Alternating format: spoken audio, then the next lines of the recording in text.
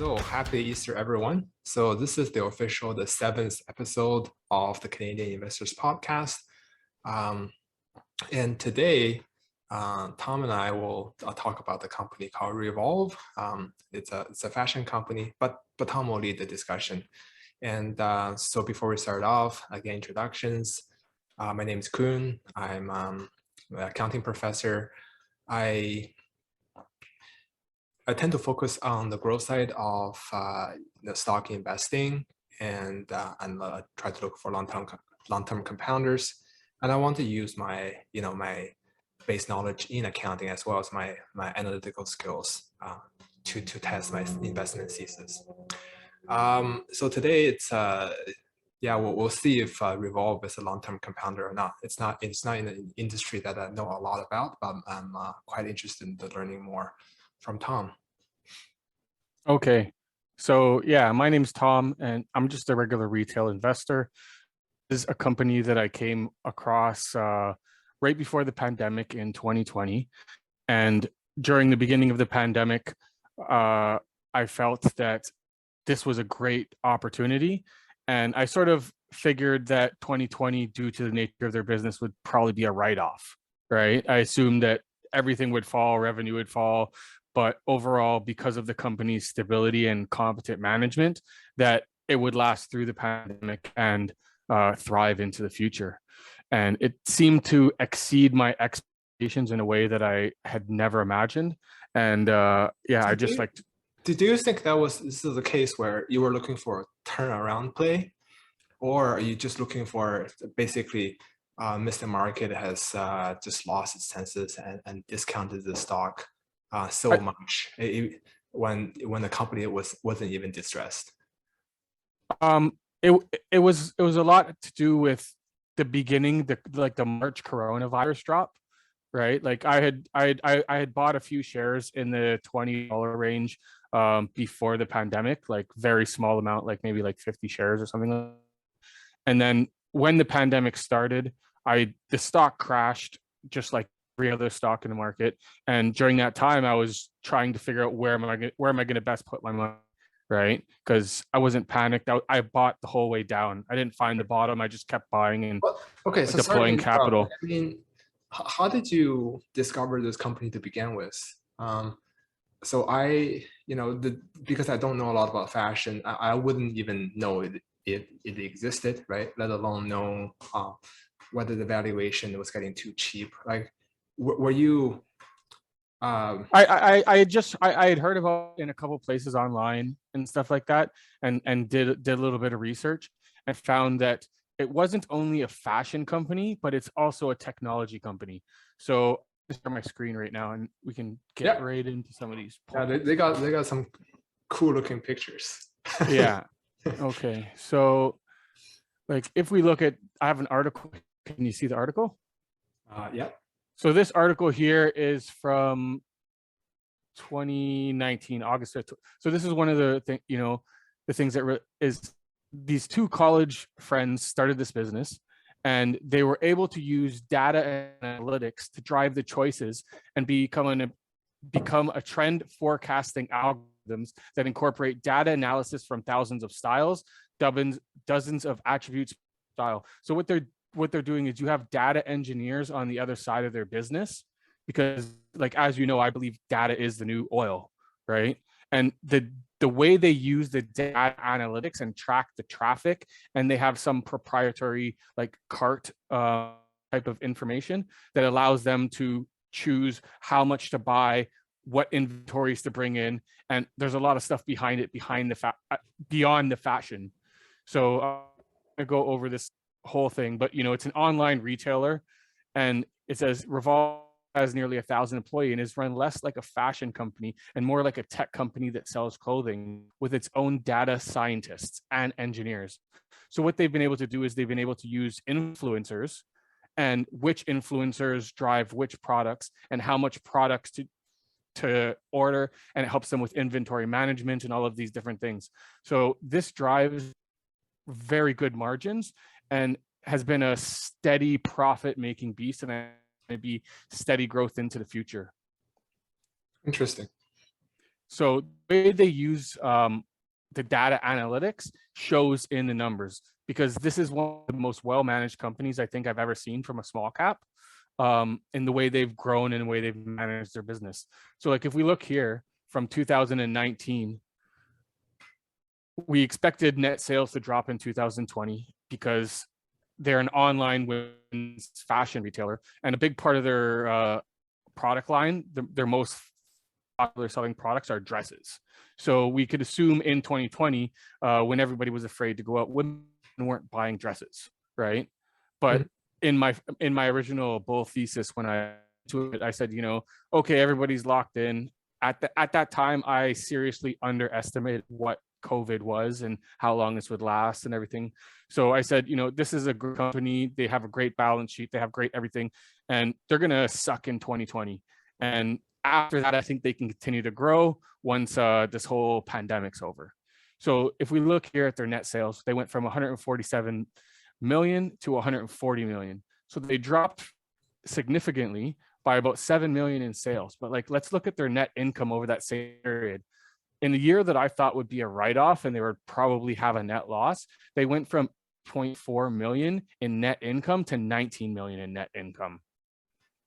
To do this through efficiencies. A big part of their marketing pre-COVID was they would sponsor like these concert type events and these fashion events, which were happening in 2020. So they had a lot less outflows for advertising that resulted in, while we seen a small drop in revenue, they were actually able to do, I think it was 116 or 117% EPS growth, right? And you can see that also in the gross margins. You got 52% and it went up to 56%.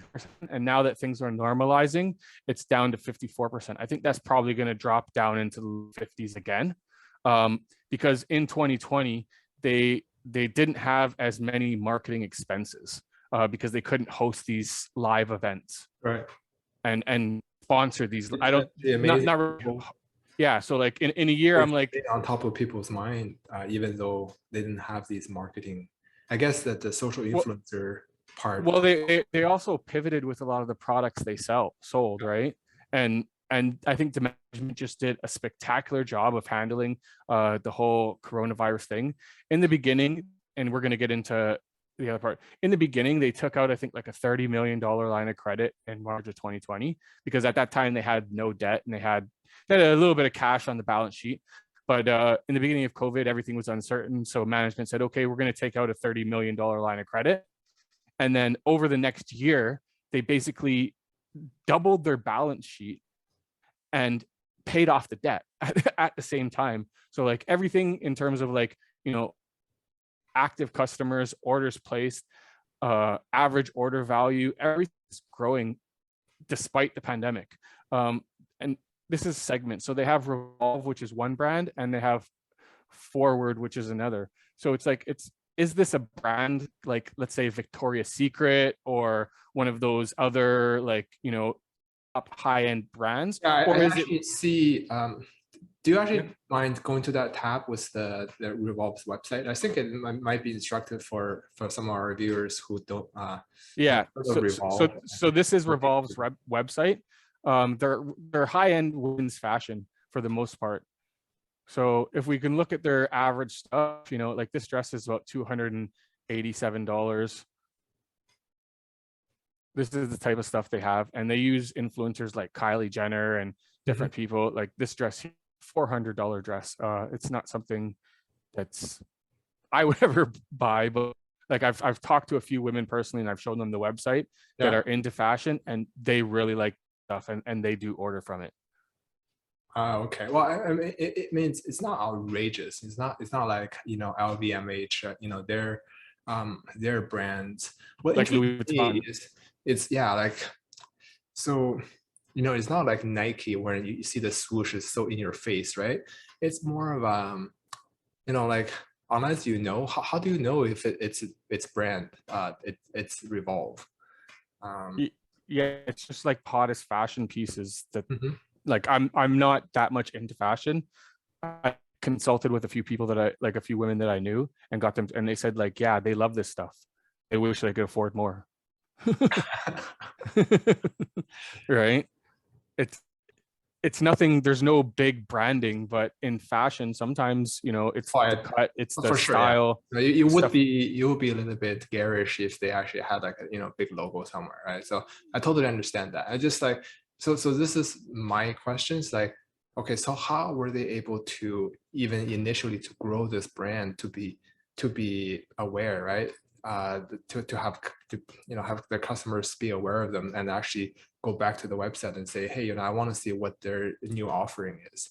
That's that's Well, what I'm curious about it, and I guess that's a big part of like where do we see the company going, right? Like yeah. competition when they started running up against some of the other different competition, what's stopping others from kind of like copying this formula? Well, I think a lot of it, like if you look at companies like Nordstrom, a lot of those companies have a different strategy because they're a lot more corporate, right? They've have the big bureaucracy built into them with these shareholders, usually with older shareholders and families that have owned it. This is a founder-led brand. Like this is their legacy. So they've been able to, what they've been doing is, rather than go the traditional marketing route, is they pay influencers. So if you're a fashion blogger or you have your own following of 30, 50, 100, a million followers, if we send you this product, dress, whatever to wear, you just make a couple posts and we give you $50,000. The reach on that type of advertising goes way further than a lot of different other traditional advertisers and stuff like that, because that every girl wants the dress that Khloe Kardashian, or I think it's the other Kardashian that they There's a use. lot of connections. I can't remember which one it is. Kendall Jenner, Yeah. the outfit that Kendall Jenner had on this Instagram post, and it drives traffic and it drives sales to these people who want to be like these influencers.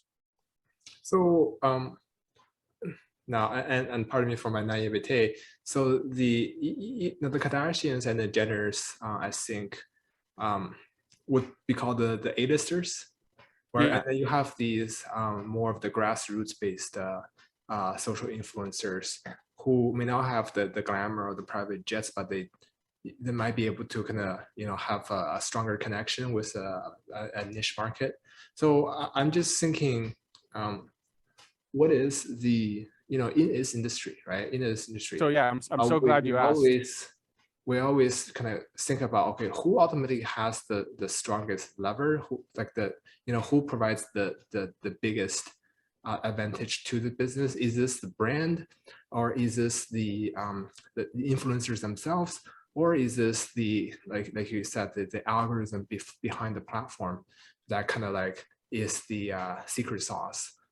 What do you So think is their I think the algorithm behind the platform is a big part of their secret sauce, but the other part of their secret sauce is that they've realized, as through any great, even if you have like a regular SaaS type or any type of business, you don't want high customer concentration, right?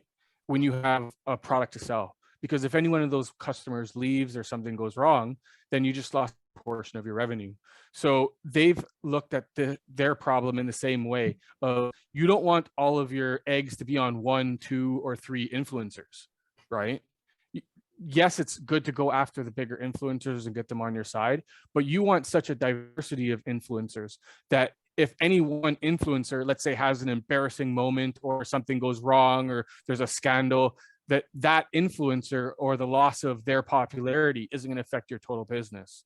So I think I was reading it last time, they had like 30 or 40,000 influencers, with some as low of as little as 30 or 40,000 subscribers. Right. okay, so they're basically targeting everyone. Now, so what's then stopping a company that's deep pocket? Let's say like LVMH decided they're gonna go this route as well. I mean, I don't think they would, but like I'm just using it as an example. So they got lots of money. They can basically steal these influencers away from Revolve. And coming back to the algorithm, are you saying like they're kind of like they were able to predict fashion trends, so then they will have like maybe a type of a lead in terms of what dresses they design? Although I kind of like like I don't think things work that way exactly, because it is basically whatever the people who watch these influencers and see what they wear, and that becomes the trend. I don't know which one leads the wagon here, right? Is this is this the who really drives the bus?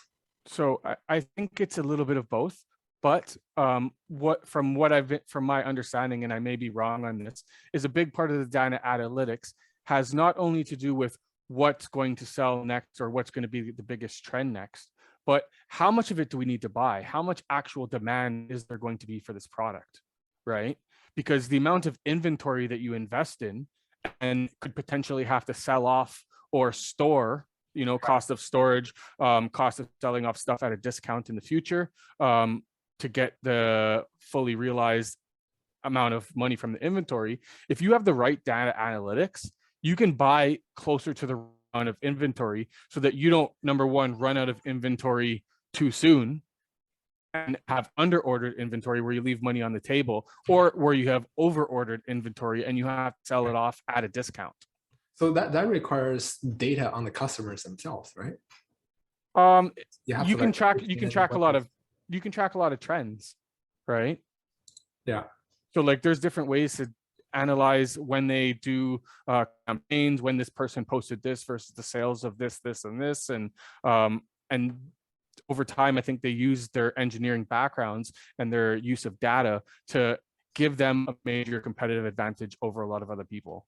Also, a big competitive advantage that I see, and you were talking about this in our group chat earlier, is the amount of debt that they have. Is this company is building a cash position, and like if we look at their balance, when we get to their so if we look at their net sales since 2017, so over the last 5 years, they've more than doubled their net sales. They've went from 5 million. So over the same period where they've doubled their net sales, they've 20x'd their net income. Yeah.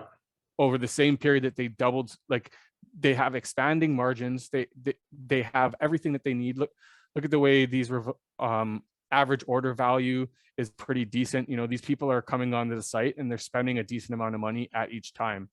Now, if you look at their free cash flow, and this is where I don't see a problem, because as I said earlier, is in 2020, they had to pivot and they didn't have as much out in marketing in 2020. Yeah. So I would expect there to see a little bit of a drop in net income and more normalization as they reinvest into different forms of event and different things, But like here's where it gets interesting is look at this.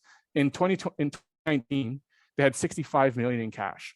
They went from 2019 to the end of 2020 during the pandemic, during the time when their revenue dropped by, I think it was like 7 or 8%. They were able to go from 65 million on the balance sheet to 146. And now at the end, because this is full year 2021, at the end of 2021, they had 218 million in cash. Almost, what is that? Close to almost 4x their cash balance, and with no debt. Okay, so I want to comment on several of the financials in a second. Okay. So the thing with the debt, okay, it's a bit misleading so do you mind if I share the screen for a second? Yeah. So that looks pretty healthy. Now, one thing so they talked about building up inventory. I was reading the investor deck, which is kind of interesting. Like, well, they were able to kind of predict that there may be supply issues, and they are, right? Yeah. China's basically shut down. I would bet that some of their inventory comes from there, but they've actually been able to maintain a fairly healthy, I would say, inventory turnover, right? So back in 2018, it was at 2.8, right? So that's basically your average sales divided by your average inventory, right? So typically you want to see a fast inventory turnover, because the faster you're able to kind of sell your wares, obviously you get the cash and you can reinvest, like that's a faster cash conversion cycle. So they have actually maintained a pretty steady, anywhere between 2.5 to 3.7. So, and they have been building up inventory, but it's not to worrying levels.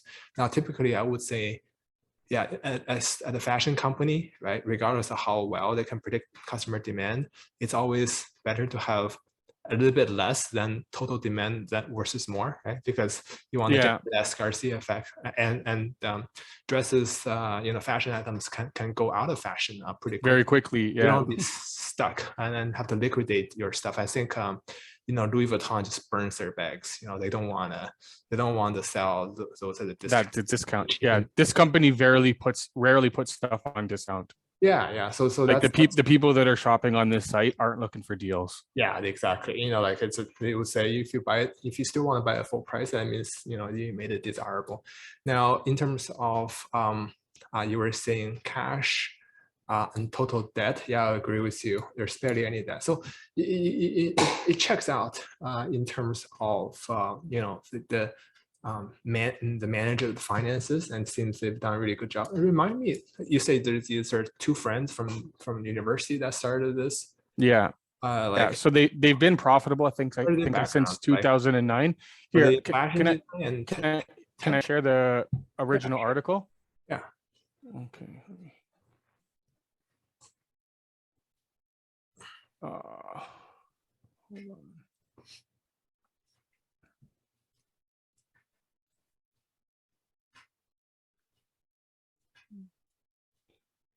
Okay, this is the original article. Can you see it now? Yeah. So how two friends, this was from 2019. So it says two young tech co-workers, Michael, who knew absolutely nothing about fashion, unexpectedly found themselves in the rag bin of the dot-com bust at the beginning of the century. Now they're one of the fastest e-commerce growth clothing companies. It was valued at nearly 1.5 billion when it recently went public. Despite a snag here, it's headed to 600 million in sales this year. So Michael Mente so there's two Mikes, 41, and the other are our chief co-executives of Revolve. Revolve is one of the interesting. Okay, so they've been going at this for a while. Yeah, they've been building this company, and I think it's not in this article, and I could be wrong, but I think they started this business with like 50 or 100,000 bucks, right? And have grown it into this, and I think they've been profitable since 2009. Yeah, a real Instagram success story. Yeah, exactly. Typical Zuckerberg. Actually, no, Zuckerberg just bought Instagram. He can't take credit for all of it. But okay, so this is their full year sales. If we look from 2007 over the past 5 years, they've almost more than doubled their sales. So they're compounding the Revolve brand at 49%. And they're compounding their Forward brand at like almost 80%. Okay, so I mean, all right. So I actually, I like this company, but I, for the sake of this presentation, I want to play the, devil's advocate a little bit. In terms of the market, right? The total addressable market. You could say, yeah, it's the United States or entire North America. Oh, I don't know how much of the, social influencer kind of like this economy extends to Europe, but do you get worried that a brand, as soon as becomes less kind of niche or less exclusive, it might run into problems where it's not special anymore. Because influencers are looking for the next kind of unique thing that also promotes themselves, right? So how does the Revolve stay new and develop like a enduring brand like Louis Vuitton or Nike, and turn itself into that? Like where do you see this this company go in the future? Well, it's really hard to say because it all depends on which segments they go off into. You have like Yves Saint Laurent and like all these long, more luxurious brands over time. It's all going to be how they manage data and how they market over the next 10 years, But from looking at what the management has done over the last 5 years, last 3 years, over the last 2 years, they have proven themselves to be very competent in what they're doing. Right? They've continued to deliver, and they've continued to execute far above any of the analysts' expectations. Right? They run a very as you can see from the numbers, very well-managed business. If we look at the analyst expectations, they have company hitting maybe 175. I think they could probably hit $2 by 2024, 2025 in EPS. And continue to reinvest into the business, and over time, like a lot of these more luxurious brands, start to return money to shareholders, right? Through buybacks? I'm not sure, like I'm talking 3, 4, 5, like into the future. But like once the company is continuing to execute and continue to grow, like because it is a fashion retailer, I don't think there's unlimited TAM potential, right? There's only so many people, but those targeted group is going to probably keep rebuying because of the way fashion is so things go out of date so quickly. So they can produce steady cash flows if they can have decent customer retention. Is this just capturing? Do you get the sense this is culturally constrained? Like for example, I don't know how big the Kardashians or the Jenners are, how big they're in Europe or how big they're in Asia. And by nature, these smaller Instagram influencers are not likely to kind of have an overseas audience, right? Like maybe I'm wrong, but no, but there are overseas influencers. You're not gonna use the Kardashians to market to people in South Korea. You're gonna use South Korea influencers to market to that different audience. But that creates an issue, right? Because the people there may have different tastes, so you have to have an ever expanding catalog of products, which will make it harder to manage your inventory well. I don't think it's going to be an ever expanding, for the reason is a lot of fashion isn't repeated, right? So every year, as you expand to these different markets, it doesn't necessarily mean that the amount of different SKUs that you would have compounded.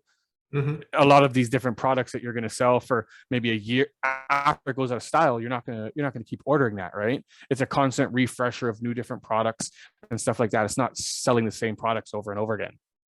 Yeah, actually, with that, I think it's like useful to, it's high-end fashion, but certainly when you're turning over different styles, I don't know if there's like timeless classics, those become the best products, right? Because you don't have to change the design, just sell the brand and then people come buy it again. Yeah. But with a lot of these high-end women, they want to wear new outfits all the time. Well, they wouldn't, right? That's what I'm saying. Like then you run you kind of run the risk of, like what if some of the new offerings doesn't sell quite well, right? Then you have ordered the inventory. Now, like they haven't shown that they can't manage this. I'm just thinking, in terms of fashion industry in general, that this reminds me of the, they're not super high end, but they're a bit more high end. But I would compare them more to like H&M or Zara, like how they manage their business. I guess without the physical stores. Is this exclusively online? Yeah. So H&M, I don't think, like more of like a Nordstrom. Nordstrom would be more of like the type of price point where, there's some higher end stuff in the $500 to $1,000 range, but there's also some cheaper stuff in the $250. Like I think we were looking at the average order value is like $200 to $300. Shows you how much I know. I have never visited the Nordstrom store in my life. Yeah. I've heard they sell women's underwear for like $200, which is I can't imagine, but yeah, like for this type of product and this type of thing is also the ability to remarket to existing customers and the way they have users. Because I've talked to a lot of women. If you are a woman with money and you're very fashion oriented, you like to be wearing new stuff all the time. Yeah. Where like for myself, like I'm gonna buy a shirt and I'm gonna wear that shirt for like 2 years. Yeah. Until it has holes in it and like. Which brings me to the question: where do all these used fashion items go? Where do they go? A lot of it stays in people's closets. Some goes to consignment stores, stuff like that. I think a lot of like the mid to upper range, not upper, but like the mid to almost upper range, like a lot of their leftover stuff ends up in places like Winners. Okay, so if you go to consignment stores, I'm just like, okay, so not only do you have to kind of wear Revolve, you have to be like in the know, and I have to wear the latest Revolve, because if you wear like an older version, like you may have bought it at Winners, and that may be looked down upon. Like I don't think I don't Revolve know. would ever be in Winners, or maybe it might be in something like a Nordstrom rack, but like if selling what they already bought, right? But like overall, this is like very trendy, and the type of customers that they have are looking to keep up with the trends. Right, which hopefully they do before they run out of money. I think yeah, our friend Nate has done a video on doing the comparisons. Actually, do you have a valuation model? Maybe we can do that after. I very simplistic valuation model. That's fair enough. We can watch Yeah, Nate first. yeah. Let's go over Nate's, and then I'll see what differs from his valuation model to mine. Terrific. Okay, so I'm gonna shift over to Nate here. It's very nice of him to do this application. You know, people who know me know that I don't really love to look at the qualitative factors. I'd much rather look at the quantitative factors. And I really like to compare companies, because I think if you're going to buy something in a sector, you should look at what else is available in that sector and compare the numbers. So looking at Revolver today, I have them here on my screen. Their past year growth was negative 8.2%. Which was revenue. Predicted growth. According to most analysts on Yahoo Finance, is negative 8.2%. That's for next year, or this year, sorry. But for next year, they're predicted to have 31% growth. For the next 5 years, they're predicted to have 20% growth. And the past year, they had 35% growth. And over the past 5 years, we can't look at their growth because they haven't been growing over the last 5 years consistently. That gives them a mean growth percentage of 19%. So looking at this model, we can see that Lululemon has 23% growth average. We can see that Ralph Lauren has 90% growth average, although this one is suspicious to me because the last year they lost 22% of their earnings, and they're predicted to have 384% increase in earnings this year, which is very extreme. So I don't know if I'd personally look into that one. There's a lot of discrepancy there. HMB, which I am forgetting who that is. Oh, that's the store. Their mean growth rate is 6.5%. And their past 5 years, they had negative 14%. So that's a big red flag for me.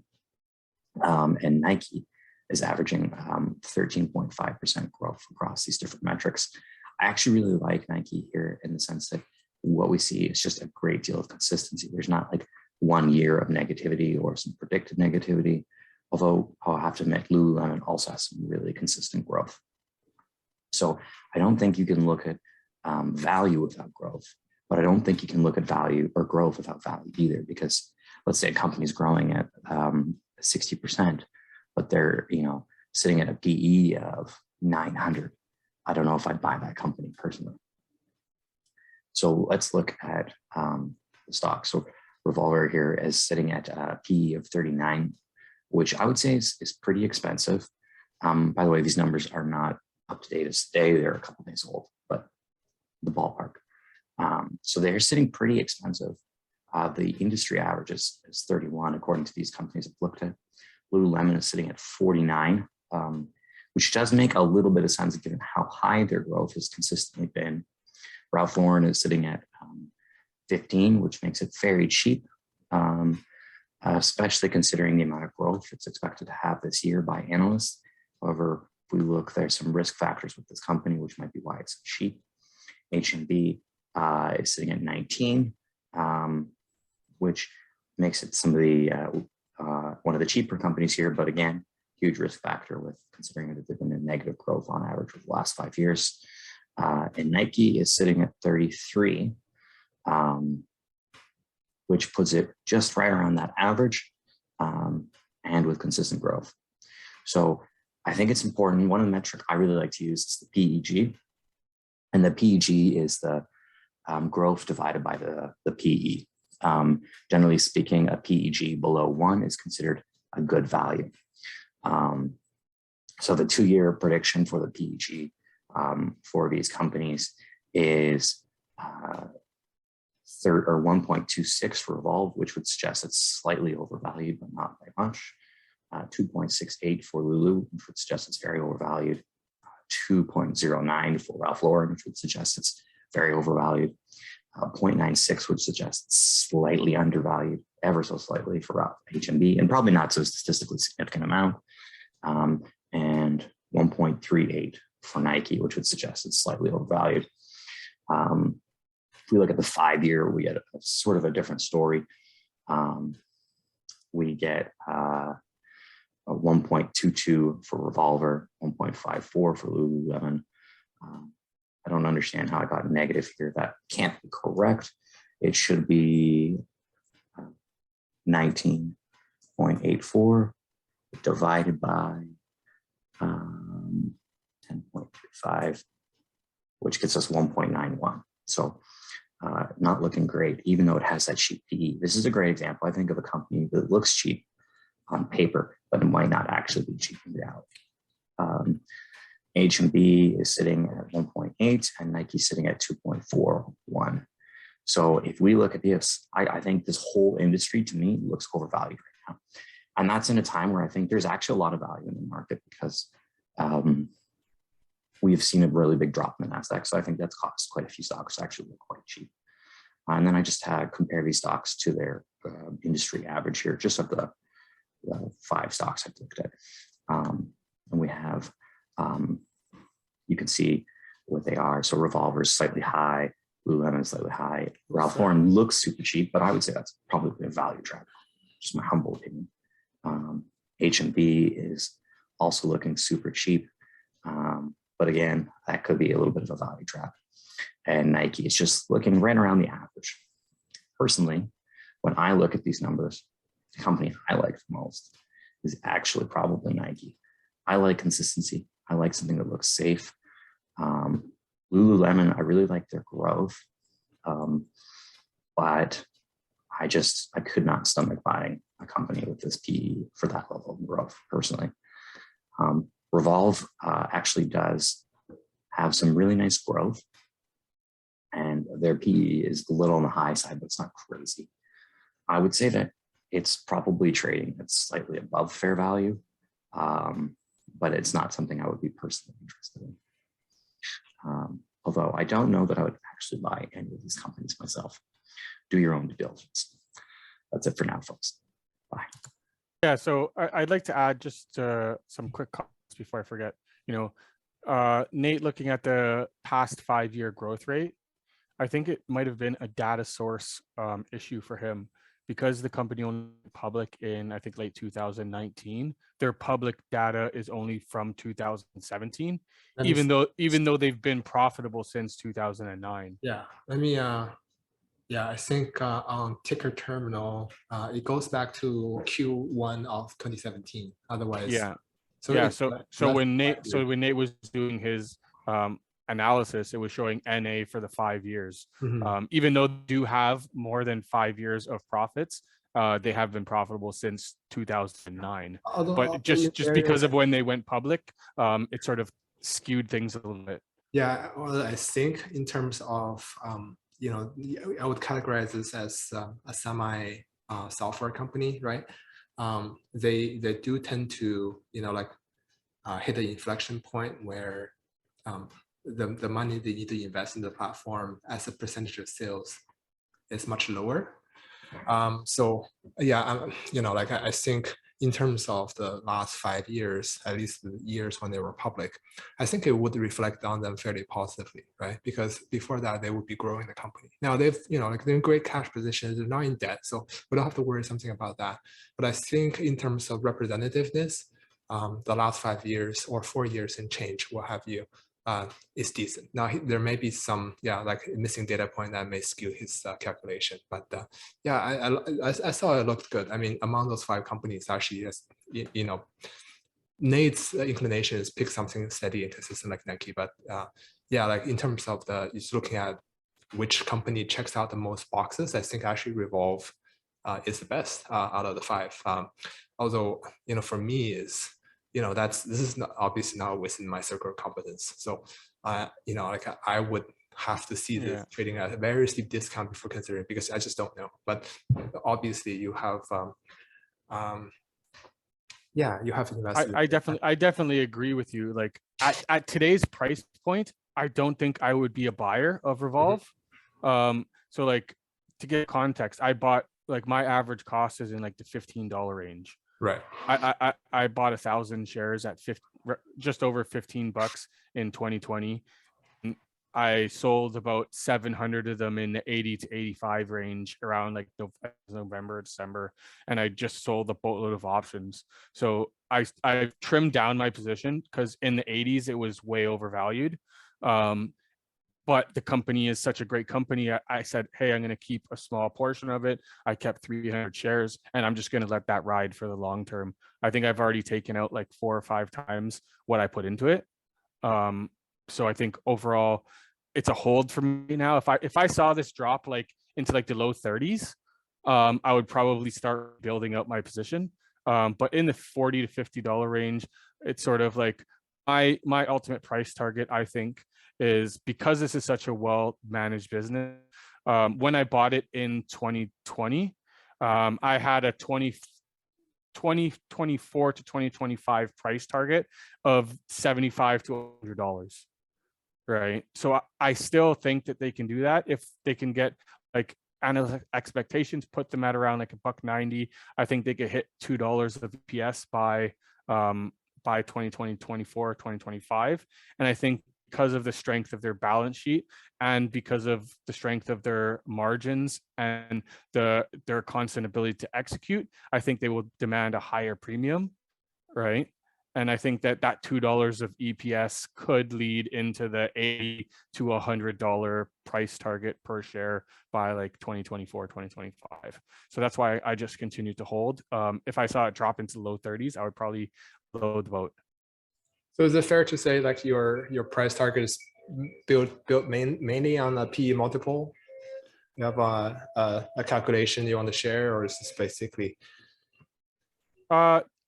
Yeah, originally it was like I look at a few different things, but that's just I'm trying to just simplify everything into something that's not like all these multifaceted predictions that might be wrong. Sometimes when predicting into the future, I try to keep things as simple as possible because there's so much room for error.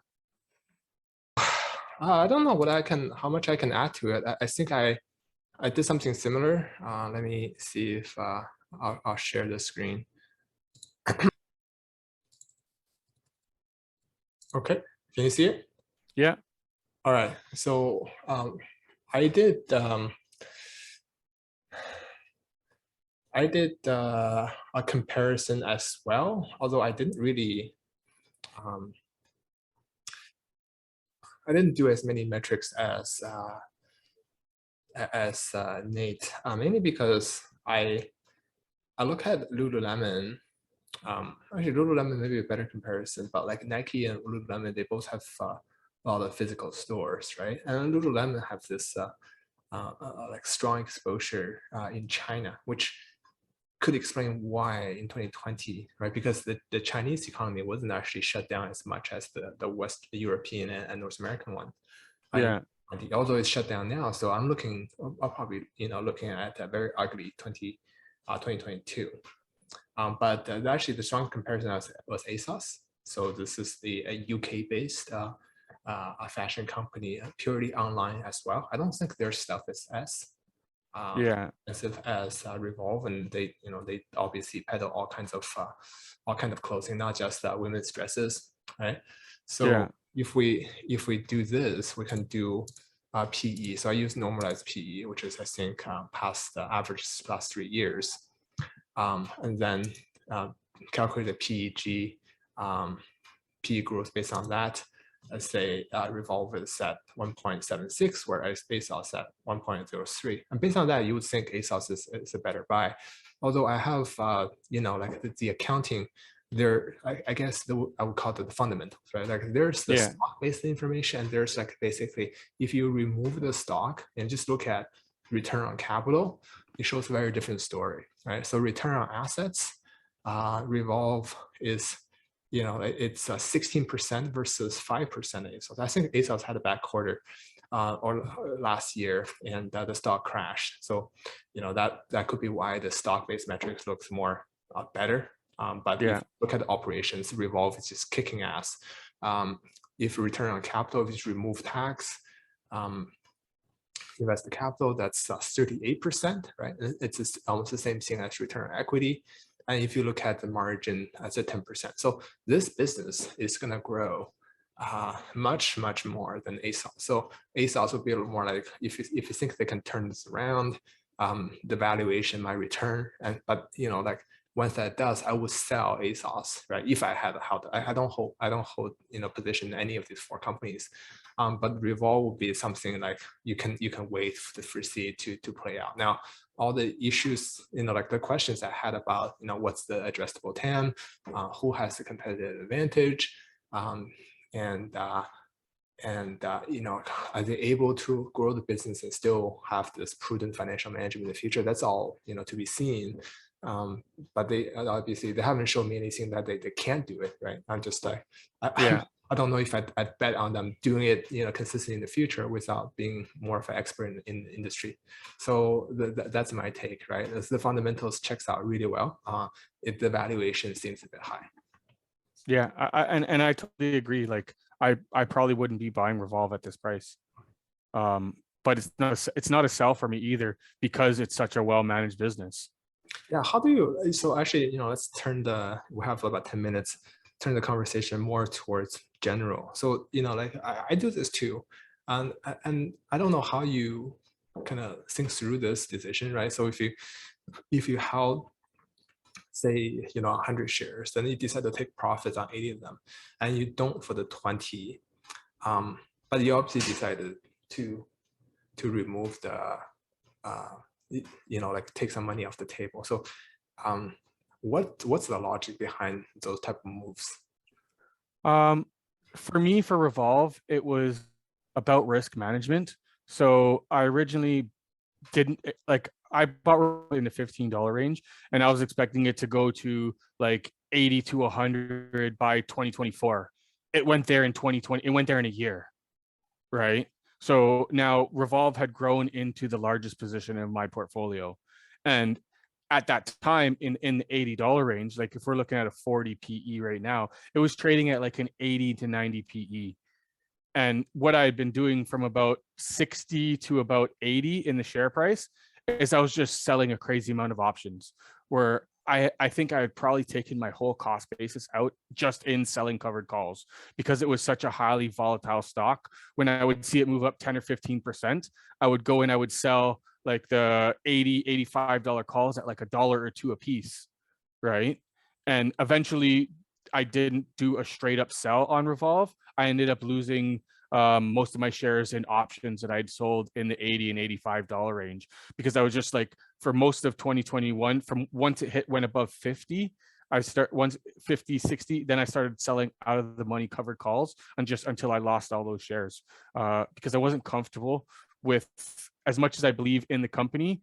I think at the time when I started selling, it was almost 20% of my portfolio, right? And to have 20% allocation in such a small cap company that has such a high valuation, I have them growing, I think, consistently in the next 10 years. I think they can consistently grow above 20% on the EPS line. But like, do you really want a company that's going to grow 20 to 30% at an 80 or 90 PE? Right. And they still have that physical inventory that they have to, like it's a tech product where you have expanding margins over that same period. They've got to keep rebuying inventory. So that was the reason why I decided to trim down my position. I took 70% off just because it was too big a part of my portfolio, as much as I believe in the company. And then if I've got a price target of $100 in the 20 to 24, 25 range, and all of a sudden it goes to 85, 80, 80, 85 in a year, it's like there's not that much upside left on it. But at the same time, I don't want to sell out of the entire position, because the management has continued to exceed my expectations on every level, right? So even if there's short-term volatility, I'm okay holding the smaller position over the long term, just because management has proved themselves to be great executors. All right. Okay. Well, I think that that sounds good. We might as well conclude this chat. Yeah, my position is it's an interesting company to look at. Have to learn a bit more about it before investing, and I don't have no spare cash, so just this one will sit on the sidelines, and hopefully it falls within your perch, the comfort zone of purchasing it again. Any last comments? No, just that's about it. I think I made my case. It's a strong company, but currently the valuation is priced a lot of good news in, and that certainly adds a bit of risk to the company. I think in the lower 30s would be like a screaming buy. Right now is if I own it, I'll hold it. I'm not looking to add more. I'm not looking to sell it. I'm just looking at it right now. All right. Yeah. Okay. Thank you. And thanks to Nate who recorded this video ahead of this talk. And cheers. Happy Easter. Yeah.